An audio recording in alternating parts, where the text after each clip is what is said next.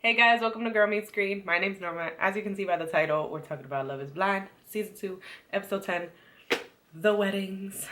The Weddings. We've got Nick and Danielle. So they say yes. Originally, as everyone was thinking, like, pray for Nick,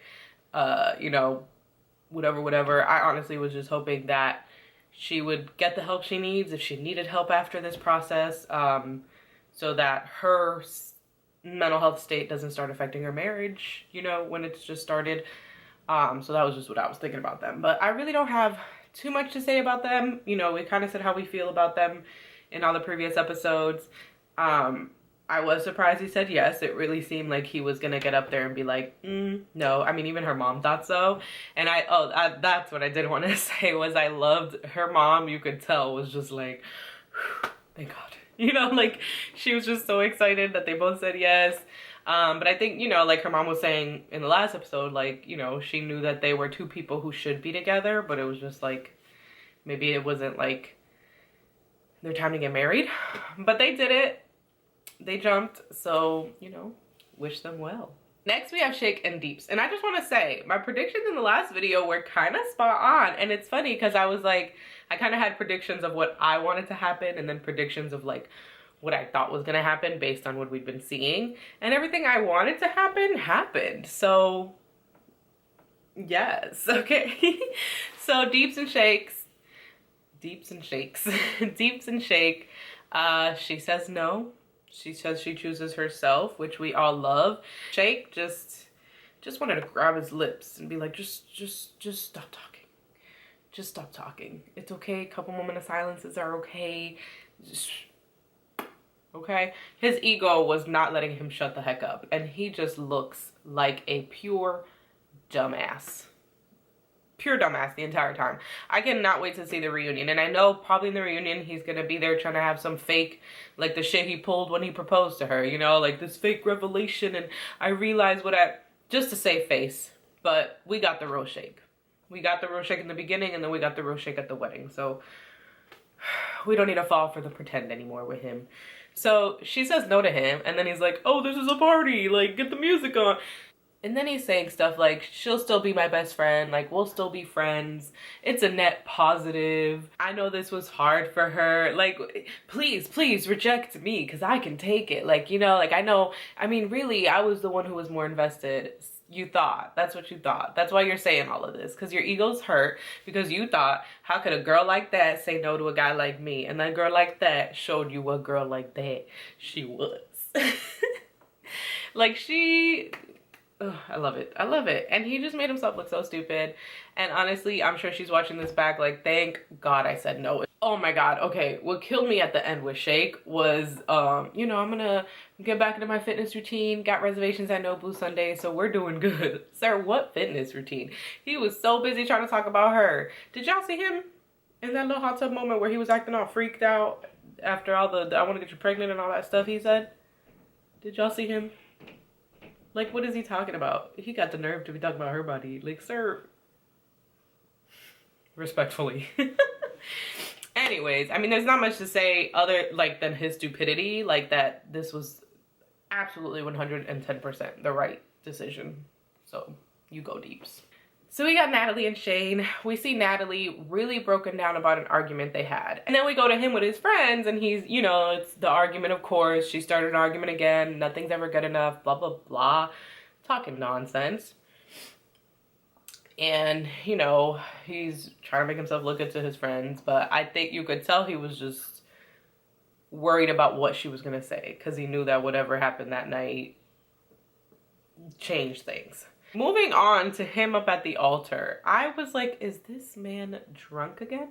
Like, did he just keep drinking through the night, into the morning, into the afternoon? Because what was he doing? The way he was wobbling and then when she got up there and he's holding her hands and he's just like, y'all, he looked drunk. I'm sorry. If I'm wrong, Lord forgive me. I don't mean to talk about people, but he looked drunk. So obviously, thankfully, Natalie gets up there. She's like, yeah, I can't. Like, we've got a lot to work on. She walks away. He follows her. And this is where we find out that what he actually said in that argument was that he hates her, that she's the worst thing to happen to him, that they shouldn't get married, all this stuff, right? And it was like, the weird thing is, so he's talking to her and he's like, you know, I want you to know I meant everything I said last night. And she's like, you meant that you hate me and I'm the worst thing that happened to you last night? That's what you meant? And he was like, oh, we're doing this right now. Like, and that's his demeanor, like manipulating the situation to make her feel like she's doing something wrong. And then she's like, no, I'm just saying, girl, don't, no. That's exactly what you're saying. Because if he's saying I meant everything I said last night and that's what he said last night, then yeah, I'm gonna ask you, is that what you mean? All in all, Shane was just really manipulative towards Natalie. And I don't know if that's like how he is with women in general, or it was just this experiment, or it was just him specifically with her because he thought he could. I don't know. I'm just glad she didn't fall for it and marry this man. Moving on to Mal and Sal. Okay, look, Mallory was trying far too hard for my liking. When she got up there talking about Sal, Salito, salsa, I think what she was trying to do was like create that same connection with Jarrett. Like she was trying to force the feelings she had with Jarrett and like to have them with Sal. It was just a lot. I feel like she wanted, in her defense, devil's advocate, whatever you want to call it, I think she wanted to love Sal. She wanted to have that because she knew, you know, like who doesn't want that? Like a guy who treats them well, the nice guy, right? But a lot of the times we need to understand just because it's a nice guy doesn't mean it has to be our guy. And I think she also needed to consider his feelings in this. Like, he gave her so many opportunities where he was like, I know you don't feel the same. So, like, it's fine. Like, I want you to choose me just like I'm choosing you. And she just kept faking the funk. And it was like, bro, like, that's not doing you a service. That's not doing him a service. If they get married 2, 3, 5 years down the line and she's like, this isn't what I want. I don't love him. Like, I'm not all in. You know what I'm saying? And then she had the nerve to be like, yeah, I knew you weren't 100%. Yeah, I knew. Ma'am, he wasn't 100% because you weren't 100%. He basically was just like, you don't love me the way I love you. But then Sal is just too kind to say that. Like, I wish he would have just said, I know that you don't feel the way I feel about you. Like, and he was just too kind to say it. So he just kind of was like nodding his head like, yeah, whatever, girl, whatever you need to say. Whatever you need to say here. And I wish I really do wish he would have. I also think though that a big part that wasn't really shown in the show was her family not like being for it, right? Because no one shows up to her dress fitting. Her sister shows up to the wedding, but probably more so to like not make sure it didn't happen, but like to confirm like what she thought was what was gonna happen, I guess, which I guess it did. But I think her family not being supportive of it did play a big factor because they both seem to be really close to their families. And so I think while he was, at first he was like, you know, it's just us two. So if we don't have their support, you know, it is what it is. But I think at the end of the day, when you're close to your family, that's something that's really important to you. And so I think it was important to her, but I think it was also important to him feeling like this is not the right way to start something. You could see with him and his siblings that they had a really strong bond and like that they just to the core were really good people with good hearts. I'm not saying they don't make mistakes, but in general, like they are really good people. And so I think he realized that like that's not how he wanted to start a marriage, you know, with like families at odds and not being there, because that's crazy. How was her dad not there to walk her down the aisle? How was her mom not there to help her put on her dress? You know, like it just, that sucks. That's rough. And so I think that did also play a big part in it. And just like that, last but not least, Ayana and Jarrett. And honestly, I really like them. I think the editing, the way it was edited was so that it would make us feel like they don't belong together or like they don't fit. I loved Jarrett and Ayana. They really remind me of, I don't know, like, you know, couples you see in real life. Like, I know a lot of people were like, they seem like the homies. They seem like the homies. But I was like, that's the, like, yeah. Like, that's the best way to be. Don't you want to marry your homie? Don't you want to marry your best friend? Like, what I enjoyed was you could tell that they were attracted to each other. You could tell that they were into each other.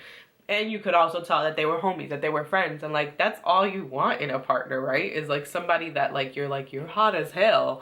But also, I can get funny and jokey and be myself with you. I don't have to put up this whole, like, I'm your partner and we're just, you know, sexy and suave and romantic all the time. And I think that that's probably one of the things he really loved about her, was just that they could just be chilling. And like I said, I feel like you could definitely see that they were attracted to each other.